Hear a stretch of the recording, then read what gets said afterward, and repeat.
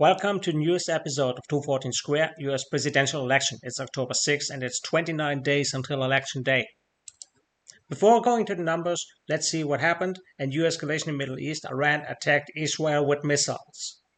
Then there has been a VP debate between J.D. Vance and Tim Walz. Also, port workers in the US have been on strike. The strike has been resolved after an agreement. Then new evidence unveiled in January 6 case against Donald John Trump. Trump's wife Melania is siding with pro-choice. Her husband says it's okay for her.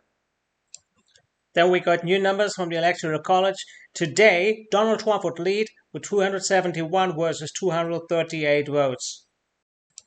Still, Ms. Harris is leading the popular vote by 58.7 million Americans. And you can also see on the map, at the moment it's only Michigan and Georgia that's undecided. North Carolina is no longer the undecided, and she lost Nevada, Arizona, Nebraska, and Pennsylvania. However, Donald Trump's lead is often very narrow, mostly 1%, only in Nebraska it's more than 11%, so it's still very tight. In the Electoral College vote distribution, we can also see that smaller states have a bigger impact on the total Electoral College outcome than the bigger states like Ohio, Virginia, and co.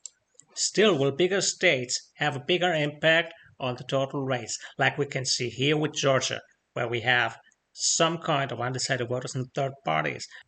And here you can see the development of the race even before President Biden and Kennedy left the race.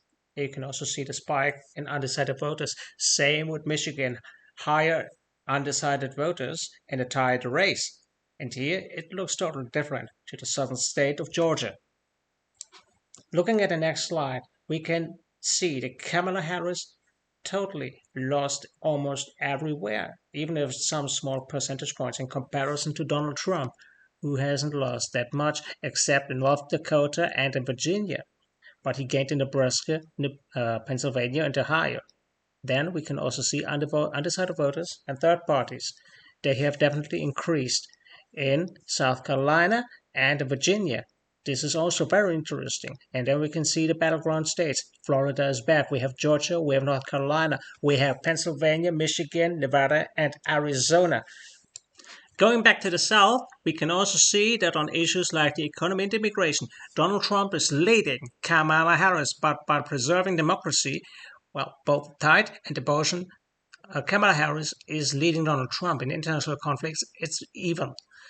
Then we can also see that people agree and approve that it's right to hand count the ballots in the state of Georgia. This has been something involved by Donald Trump allies. We then see a tendency where younger people are more likely to vote for Kamala Harris, while the older ones are, they are not quietly sure if they will vote for Kamala Harris or for Donald John Trump. Most important topics in this election are the American economy, its abortion, healthcare, immigration, and the environment. Which issue will decide the race is something that we will find out in the next episodes. This was 214 Square. Thank you for watching.